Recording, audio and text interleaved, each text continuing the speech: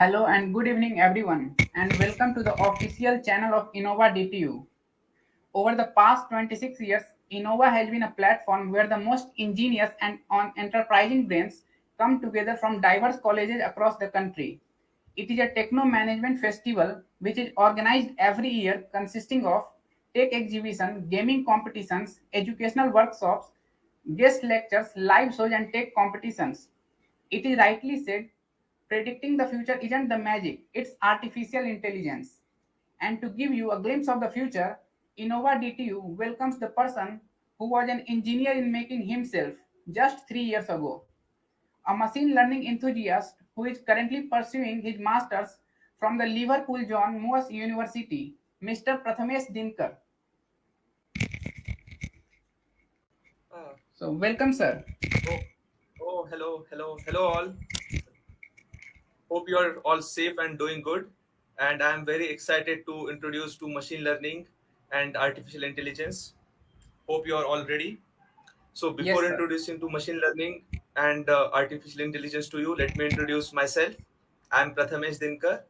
I am a mechanical engineer. I did my graduation from NIT Nagpur in 2018, and since then I am working with Larsen and Toubro in Chennai.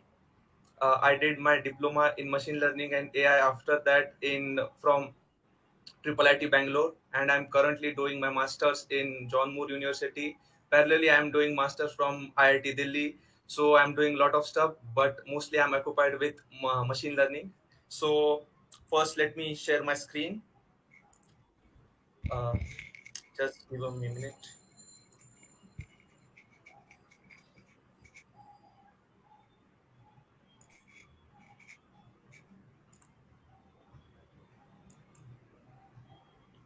Okay. Hope is it visible to you? Yeah, Can it's anyone visible. just give? Okay, okay. So, most of you have heard about machine learning and AI and got motivated by it from a person who is this. Because I got introduced to machine learning and AI by watching this his movie. And many of you are also looking for the job opportunities in machine learning and AI. So, first, let me tell you where machine learning is used. Okay. So I hardly can imagine any field where machine learning and AI is not used.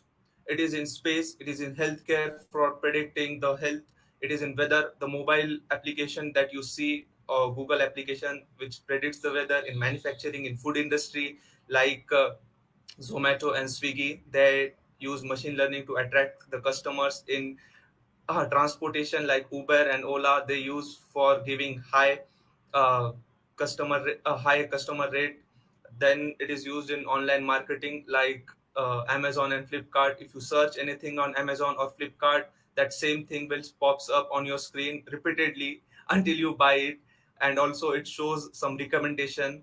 Then it is used in banks for predicting who has means to give a loan, to give a person loan or not. Then it is in telecom industry to identify high churn value customers. It is used in social media.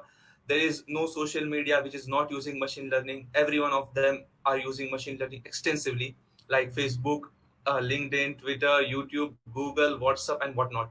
Then it is also used in construction. So there are a lot of fields where machine learning and AI is used. So if you are planning or thinking of doing your career in machine learning, then let me tell you that you have a bright future. There are plenty of job opportunities and very high paying packages in machine learning and AI. And in coming future, it's going to be a boom. Okay. So now let's see. You might be thinking that why in the first place we are going for machine learning. We have very high talented programmers and coders which can code some algorithms. Then what is the use of machine learning? And we are just learning. So how can we get the jobs? So let me first tell you what is the difference between the traditional programming that we are doing and what is machine learning. So in traditional programming, we have some data and set of rules which we call algorithms, and we give the answer. But in machine learning it is quite different. So we have a machine learning model, it takes data and answers and produces a set of rules. It sounds little weird. Let me give an example. So let's say you want to convert Celsius to Fahrenheit. So you have a formula for that. Let's say F is equal to 9 by 5 times C plus 32, where C is Celsius and F is Fahrenheit. And suppose I want to convert 1 degree Celsius to Fahrenheit, I just put 1 over there and I get 33.8 as Fahrenheit. So 1 degree Celsius is equal to 33.8 Fahrenheit. Now let's do it in machine learning way. So it is quite different. So we have data of Celsius and corresponding Fahrenheit already with us. Then we take this Celsius into the data field and Fahrenheit into the answers. Then we run our machine learning algorithm. The machine learning model thinks and comes up with its own rules, and these rules are then fed to a traditional programming like of infrastructure to produce the answer. It is quite a lot. You might be thinking why we are doing all this stuff. Take first taking the making the rules, then using the rules to predict the answer. Why can't we directly use this formula that is 9 by 5 times C plus 32 to convert? Because in real life the things are much more complex uh, than human mind can think. All the things are cannot be converted directly into rules like this 9 by 5 times C plus 32. There are many things which human mind cannot perceive easily, so we use machine learning. So remember a small tip: when you don't know the rules, you use machine learning. Let me give you another example. Suppose you want to distinguish between a cat image and a dog image. So many of you are programmers or doing computer science. So I ask you, is it possible for you to write a code or an algorithm which can differentiate between a image of cat and dog? Uh, you can think it afterwards also, but let me tell you, it is a very difficult task because the cat can be present in different situation. It can be looking at you, it might be walking, or it might be present with another person.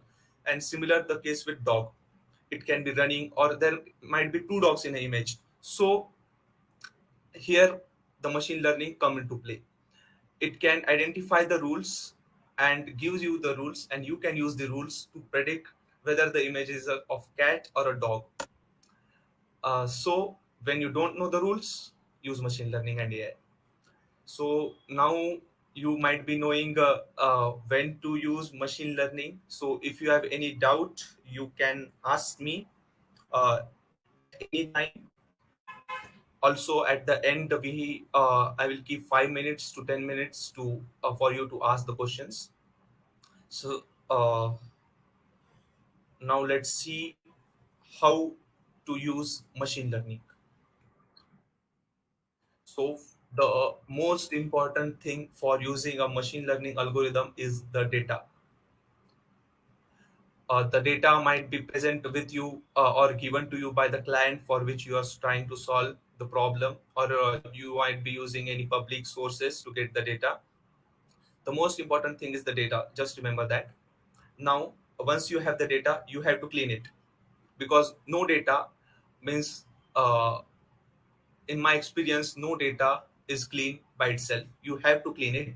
By clean, I mean the data might be corrupt, or it might be not in perfect shape, or there might be missing values or incorrect inputs, and not everything possible will be there, and you have to take care of all that, because you are going to use this data to create a machine learning model. So if you feed a garbage, the garbage will go out. So you have to first clean it properly. And believe me or not, 70 to 80% of the time of the whole machine learning process, 70 to 80% of the time goes in this first step of data cleaning and pre-processing. So you should be very much comfortable with this process to be a good machine learning engineer. Okay, once you clean the data and pre-process it, the term pre-process, I mean, is to transform the data and make some useful features. You might not be getting it at this point, but once we step into the actual code or actual problem example, then you will be knowing it. So after this, Next step is data visualization. So why we do visualization?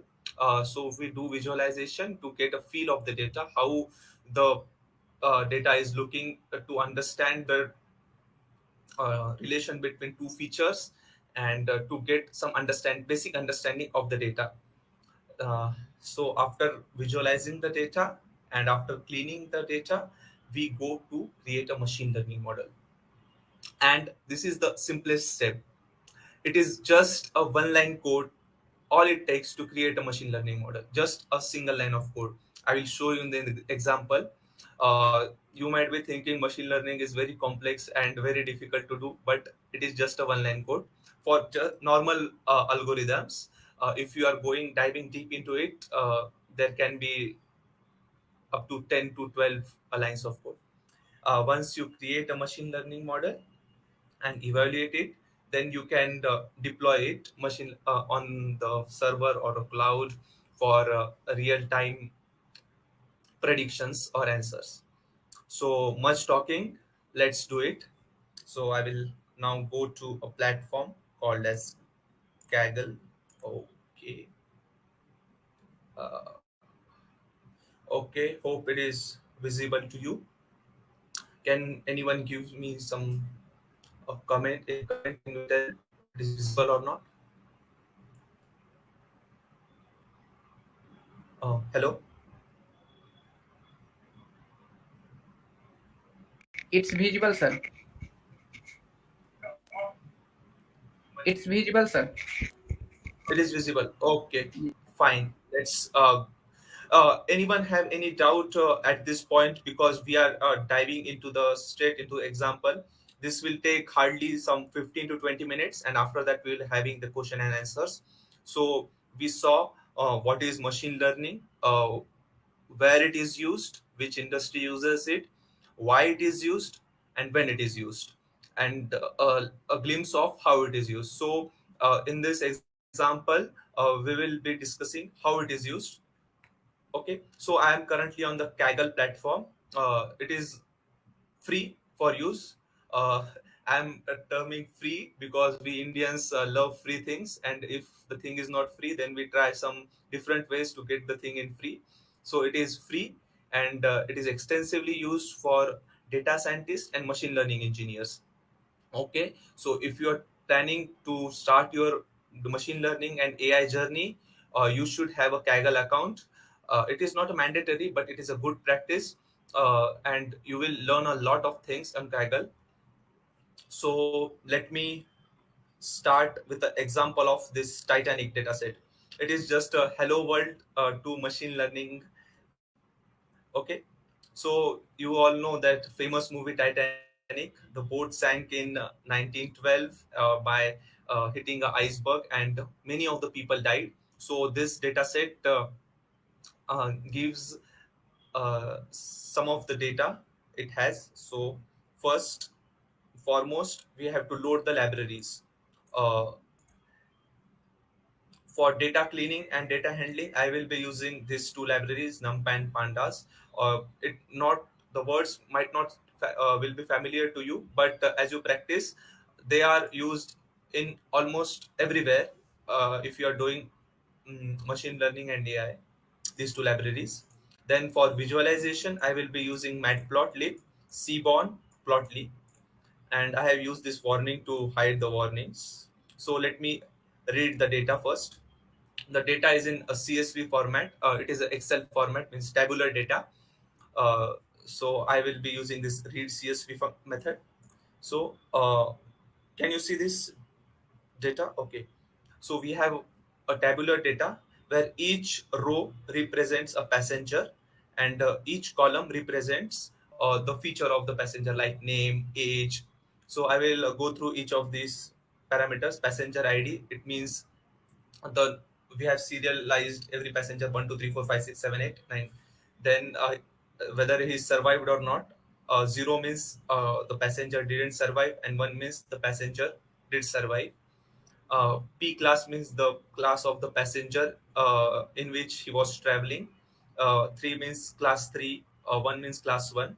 Name of the passenger, the gender of the passenger, male, female, the age of the passenger, Then we have sib sp. It means the sibling or spouse, how many siblings or spouse the traveler has.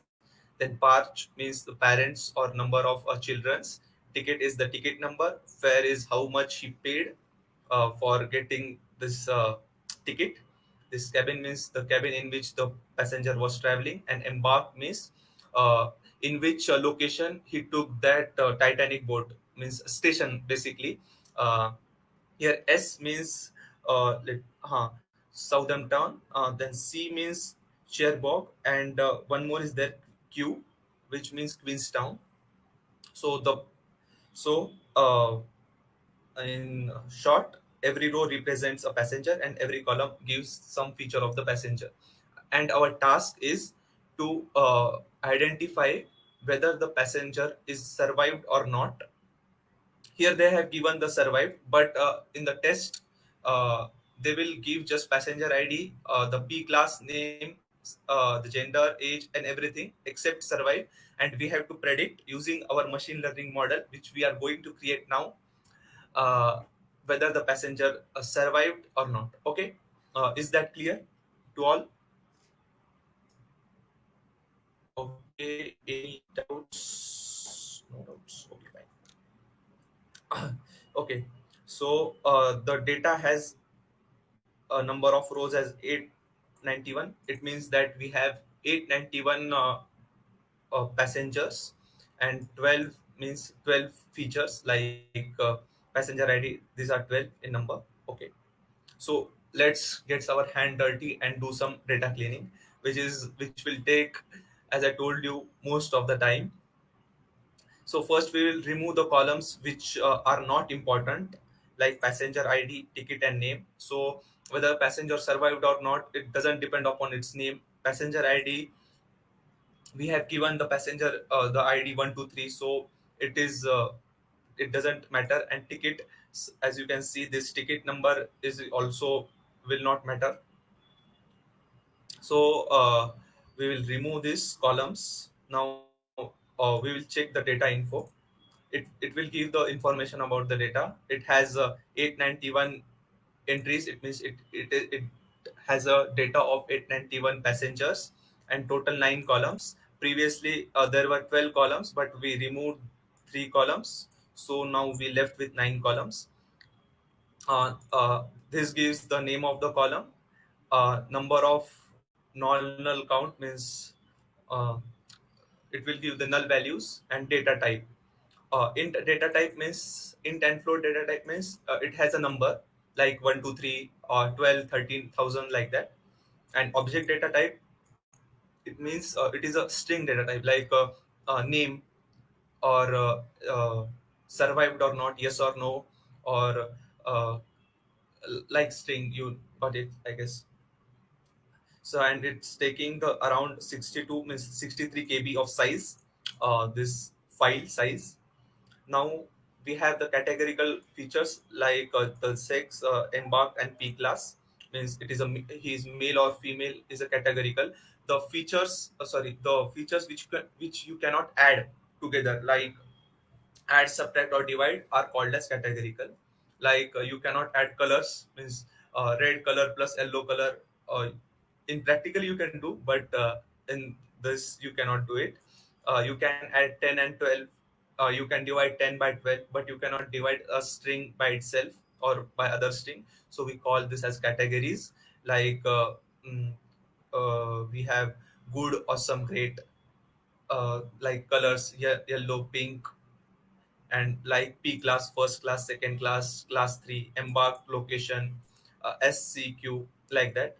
And we have numerical features like age, fare means the age of the passenger, the fare, how much he paid, then number of siblings and number of parents he has. So now, as you can see here, the p class, the data type of the p class is passenger class is int. But as we know that it is a categorical feature, so we'll change it into the object which represents the categorical. So I'm changing this into a object class. So now we will see the missing values. Means each column has some missing values. So we'll see how many values are missing in that. So this function, this small piece of code will give you that in percentage. So this 19 here means that each column has around 20% missing values. So if there are 891 entries, then 20% of these entries are missing, means there is no value in that. And here cabin has around 77% missing values. So in machine learning, we practice, in general we practice that if a column has much large value of missing values like this 77 or 80, 90, then that column is not much useful to us and we can remove that column. Okay, but it is not always true. It depends upon your business problem, but in general practice, you can remove that uh, the column which has a very high percentage of missing values. Okay, so I will remove that column in this code.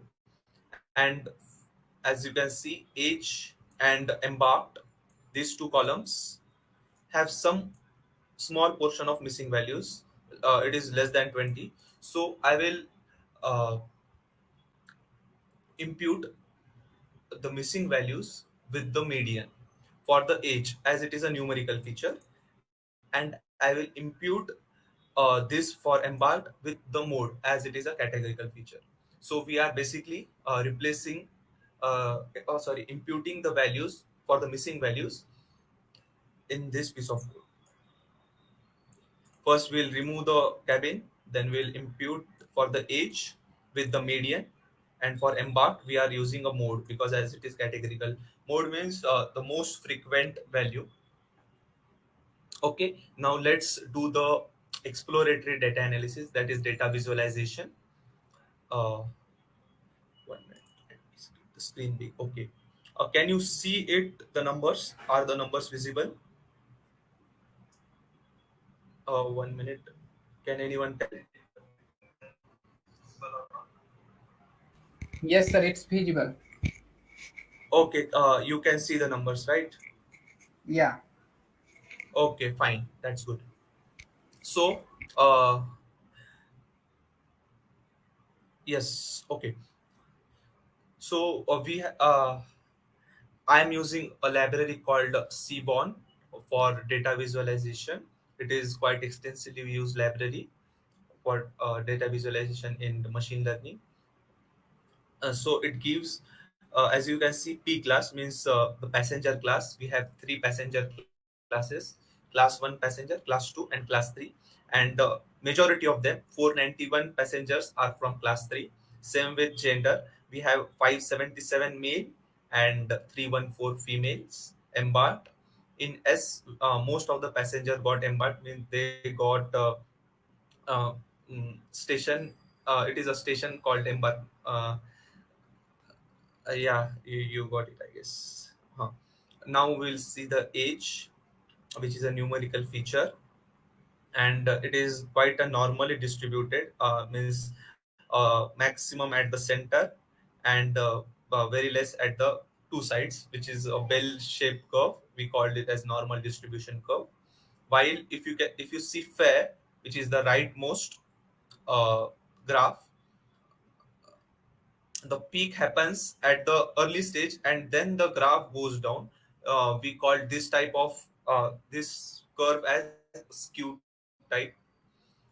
Okay, so we have a age which is normally distributed and a fair which is a skew distributed. Okay, I have written observation over here, you can read this uh, afterwards also, no problem. Then we'll see the distribution, how this age and fair are distributed. We use a box plot which gives the distribution as well as used to find the outliers. Outliers are nothing but the points which are far from the range. So, the age cannot be less than 0 or more than 100, or we know that the weight of a person cannot be negative. Such things, if you want to find out, you can use a box plot. It will give you the outliers, the diamond shaped things which you see, small diamond shape. they are all outliers. So I'm not removing any outlier at this point, but you can also remove that. The removal of the outlier, or to keep it, it depends upon the business problem. As you practice more and more, you will get a understanding of it.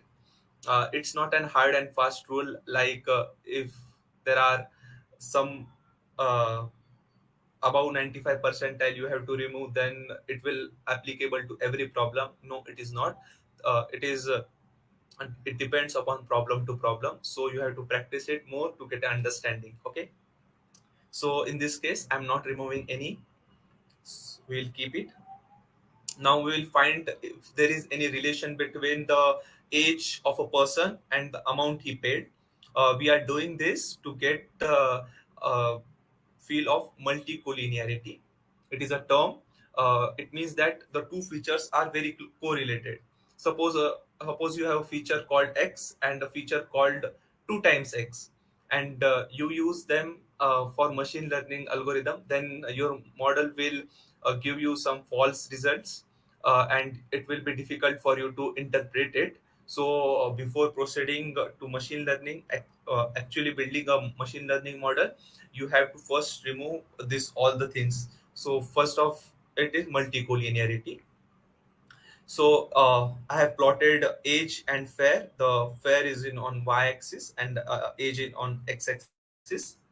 And this line, the blue line, which you can see, this line is called the regression line. And we got a correlation of 0.097. Don't much focus on the code. I have hidden the code. You can see it afterwards also. Try to focus on the concept first. Once you get the concept, you can write the code by itself. You are all engineers. So now let me explain what is correlation. Correlation coefficient varies from a -1 to +1. +1 means the two features are very strongly correlated. If one increases, the other also increases. -1 means they are strongly correlated, but if one increases, other decreases, inversely proportional. And if it is zero, it means they are not at all correlated. Here we got the correlation as 0.09, approximately 0.1, which is close to zero. So there is no relation between fair and age. So we can proceed further. So I will be now. We have analyzed the numerical feature like age and fair. Now we'll do some analysis on the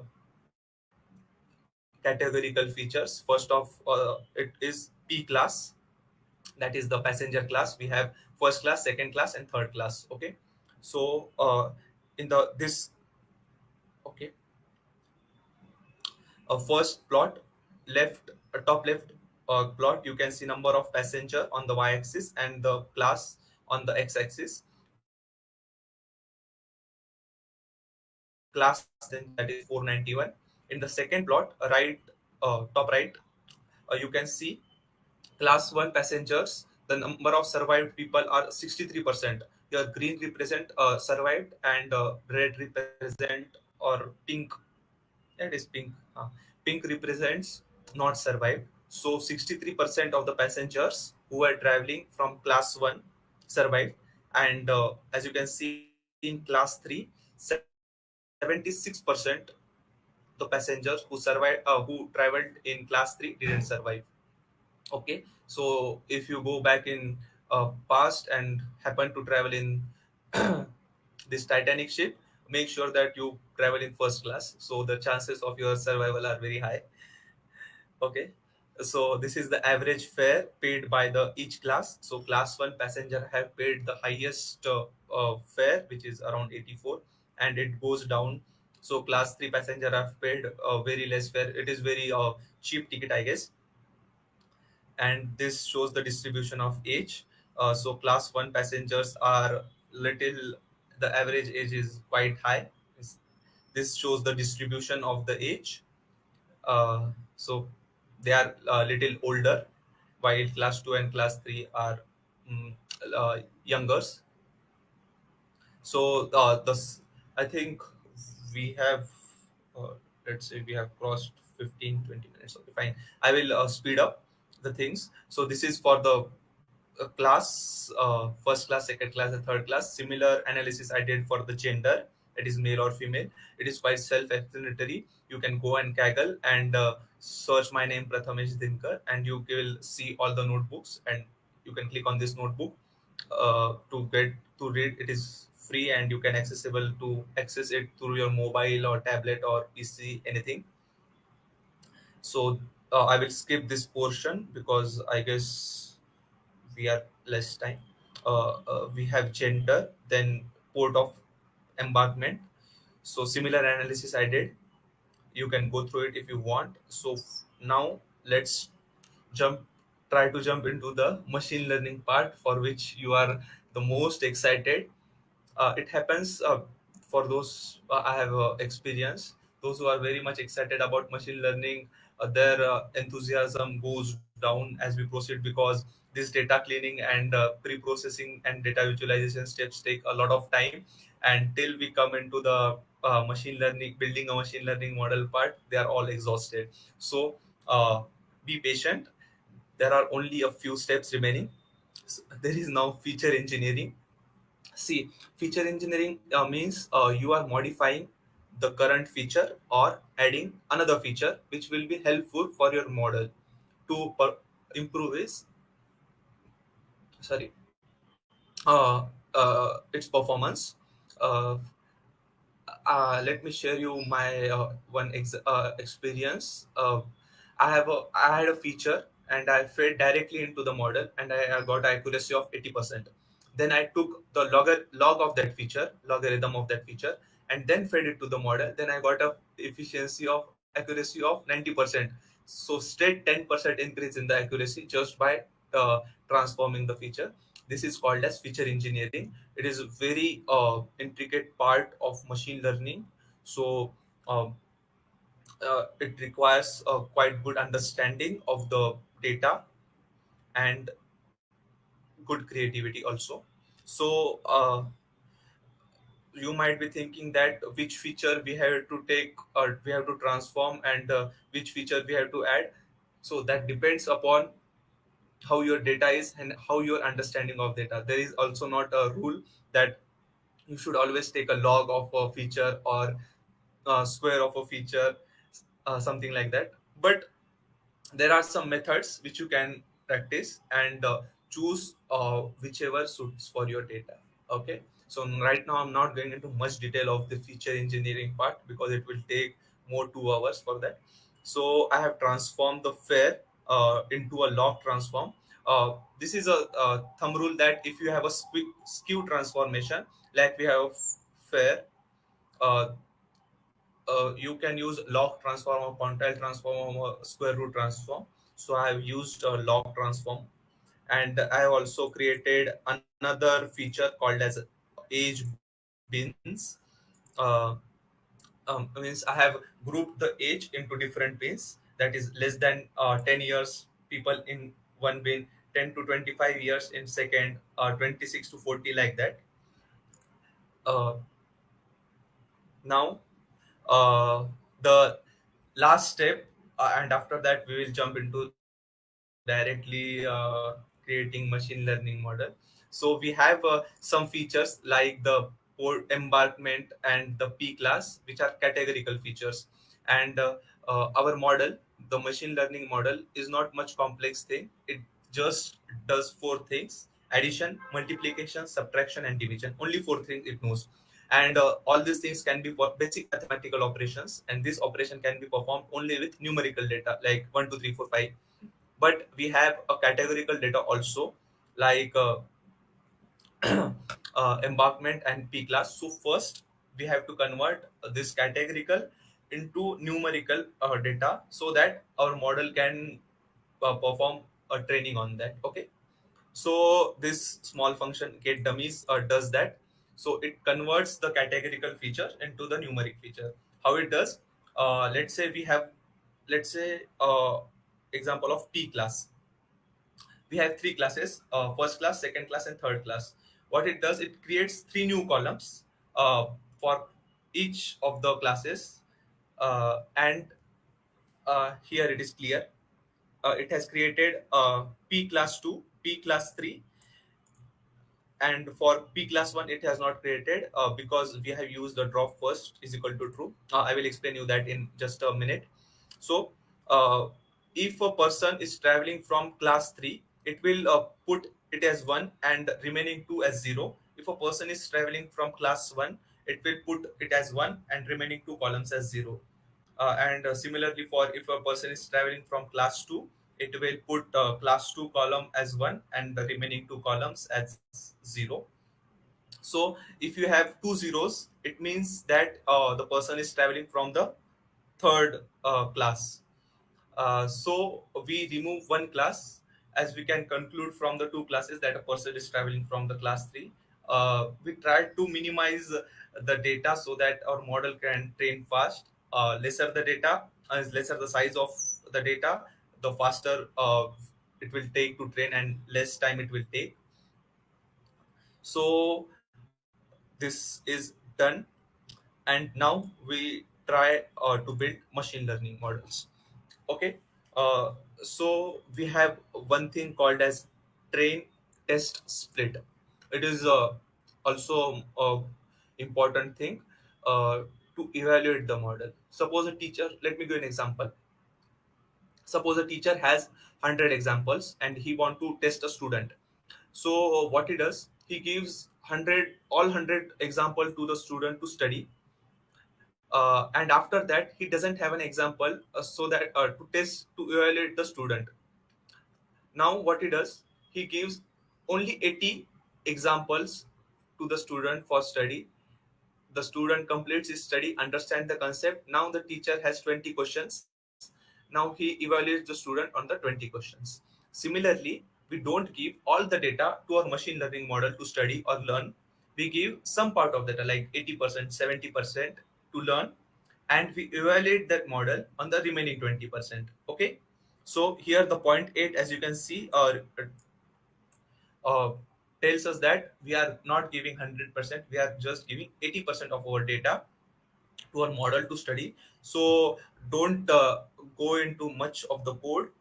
uh, just try to understand the concept. I can tell you the concept is important. The code you can see and write quite easily.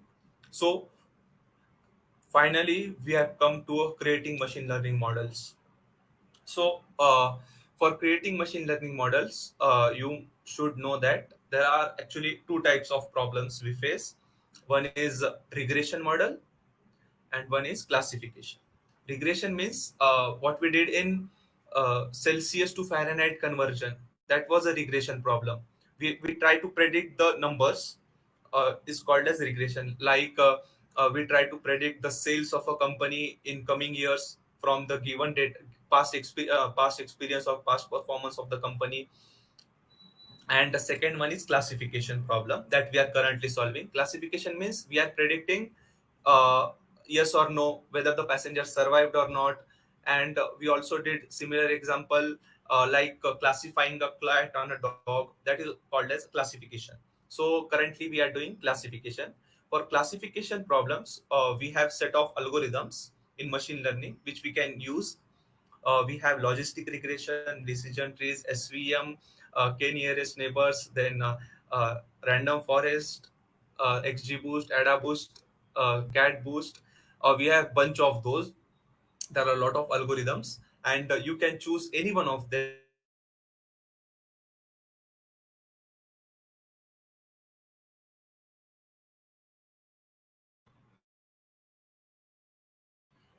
You should always go for a particular algorithm, but you can try a different algorithm, whichever suits best for your model.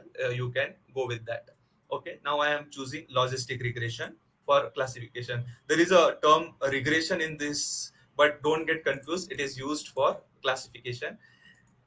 Uh, Another 5 minutes only I will take. Then we can go for the question and answer, and then we can conclude. I'm not going in detail how logistic regression works, but it takes only just one line of code, as I told you earlier, to create a machine learning model. Okay, we are creating this logistic regression model and then fitting it on our input data that we saw.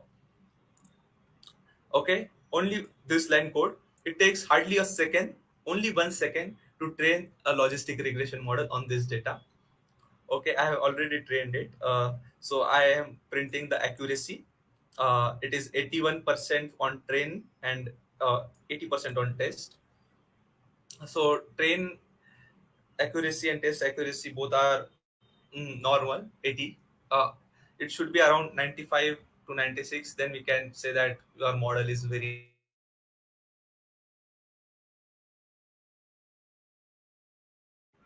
accurate. Now because we should know how our model is doing, so for this we use a confusion matrix. So initially I have felt a lot of confusion in confusion matrix and many people face. So I will just in crisp tell you how confusion matrix works. Okay, on y-axis, this is the confusion matrix, the four blocks you can see. On y-axis it has a actual, and on x-axis it has predicted. uh, Top left we have 274. It means that here the actual is 0 and the predicted is 0. It means that the actual, the passengers didn't survive, and we also predicted that the passenger didn't survive. These numbers are 274. Now this 160, actually 0 and 1 minute.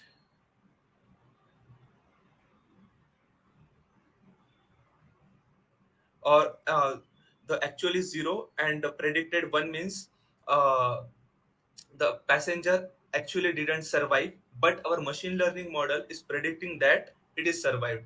And how many persons are there? There are 160 people are there. And now the bottom left corner, that is 41, the actual is 1. It means that the passengers survived, and predicted is 0. It means that we are predicting they didn't survive. Means actually they survived, but our model is predicting that they didn't survive. So there are 41 like that. 41 persons are there, and 397. It means that the passenger did survive. Also our model predicted that the passenger survived. So the model performance you can guess from the confusion matrix. This is ROC curve. uh, Sorry. Now as you can see this blue line, uh, the area under the blue line is 0.81, that is AUC, area under curve, that is 0.81. The more the area under the curve, the better is our model. It represents how our model can differentiate between the two classes betterly. Okay, so we got AUC score of 0.81. The better, the more the better. Okay, uh, I'm skipping many parts. Sorry for that. Uh, the next algorithm is decision tree. This is also machine learning algorithm. It can also be used for regression as well as classification. Previously, we saw this logistic regression. It is only applicable for classification purpose, like yes or no, true or false, uh, cat and dog, like that purpose. But here, decision tree can be used for regression also. Okay, like predicting the values, Celsius to Fahrenheit, Fahrenheit to Celsius, like that. So again, only one line of code. You might be seeing another code here, but that is we are just importing the library. The model creation and model training part is done here. Okay, in only one line. So we again created the model, decision tree model, and let me show you how the decision tree actually looks. So as you can see, it is like just mm, inverted tree. So we call this as a decision tree. So now why decision? Because at every square block, which we called as a node, every square you can see that white, orange, dark blue, faint blue. Every square is called as a node, and every node the tree asks the data a question. Suppose the top white square, as you can see, he is asking, he's a male less than or equal to zero point 0.5. It means that if the answer is true, it will go to the right part of the tree. If the answer is false, it will go to the left part of the tree. Like that, at every node or every square it asks a question, and based on that it goes left and right, and it continues this process until it reaches on the final prediction whether the passenger did survive or it didn't survive. Okay, I just and we'll evaluate the matrix also. So we got AUC of 0.85, and as I told you, the more the better. Previously we got 0.81 for logistic regression. Here we got 0.85, so our decision tree is performing better than logistic regression. So you can try reading the this and get some understanding. I conclude my part over here. I hope you got some understanding of what is machine learning. I just tried to scratch the surface, but there is a lot concepts over here involved. So go through the material, go on Kaggle, sign in. It's free. Uh, get some hands-on and experience, and I am sure if you do practice a lot, you will get a very nice and high-paying job.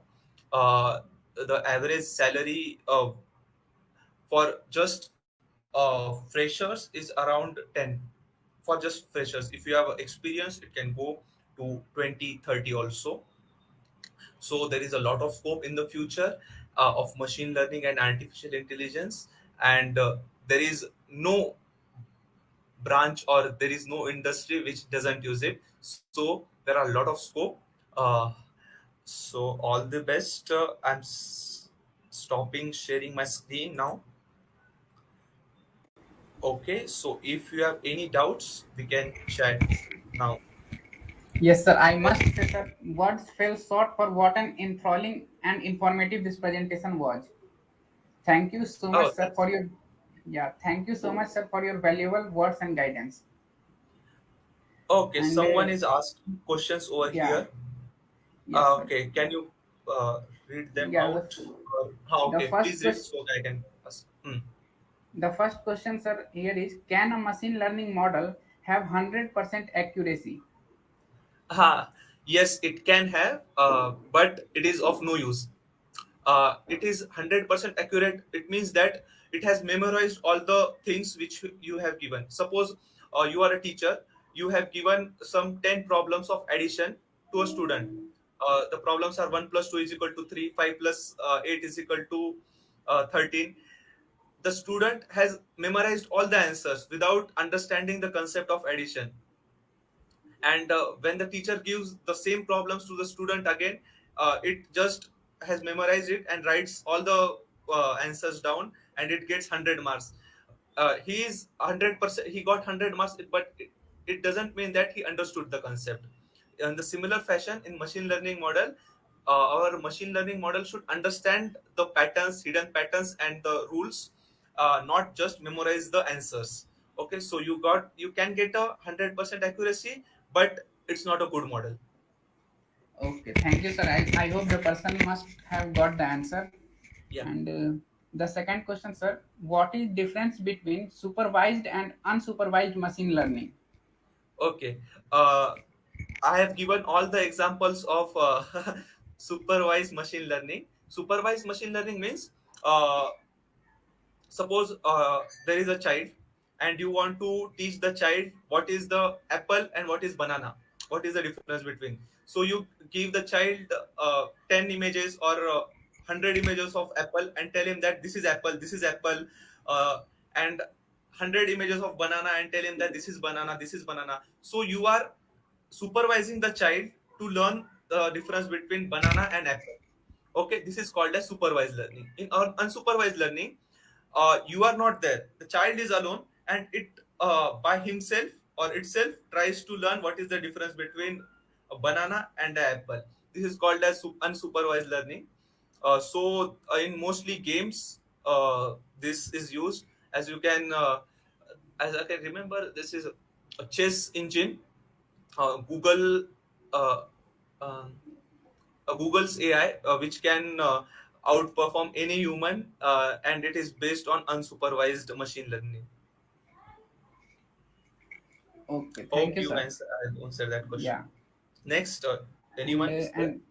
yes, and couple of questions are there, sir. Uh, Working on a stock market prediction using ML, which algorithms you would like to suggest for it? Uh, if I know, I would be a millionaire or billionaire by now. But see, a stock market prediction is a big thing. Prediction means you have to use a regression model. You are predicting a value, like if a stock is now 1,000 rupees, in tomorrow it will go 1,000, one or 900. So you are predicting some values. So it is a regression problem. Uh, so there are a lot of libraries like AdaBoost, CatBoost, XGBoost, which can use for a regression purpose. But it is a time series problem, and there is no fixed algorithm which I can guarantee that performs well. But you can try, because different stock perform differently, and different stock market also, Indian and Japanese and American. So they all perform differently. So it will depend upon the stock market which model you should use. Okay. Yes, sir. Just a Okay. last Next. question. Okay. Which regression will give more accurate result, linear or logical regression? Ah, I think you got confused in the term regression. See, linear regression, it is purely used for regression purpose. Means predicting like stock market values, like degrees to centigrade. Uh, Whenever there is a numerical prediction, like value we have to predict sales of a company, then we used linear regression. Okay. Logistic regression, we use purely for classification purpose, like we used here for classifying between the passenger survived or not, or the student will pass or fail, the difference between a cat or dog. This all comes in the logistic regression. Okay. So they have both different purposes for using, so you cannot compare them. Yeah, just you cannot compare a table and a chair price. So like that. Ah, Okay, sir. okay. Um, that's all Any more questions we doubt? have. No, sir. And thank you very Okay, much, sir. fine. Okay, if you guys have any doubt, Abhishek, do you have my email ID with you? Mm, You can send me an email, or in LinkedIn also you can connect with me on LinkedIn. This is Prathamesh Dinkar. You can type. Okay. okay, sir. And thank you very Okay. much, sir, for answering all the questions and for this wonderful, wonderful presentation. Okay. Hope Thank you you, sir. guys like it. Okay. Bye, guys.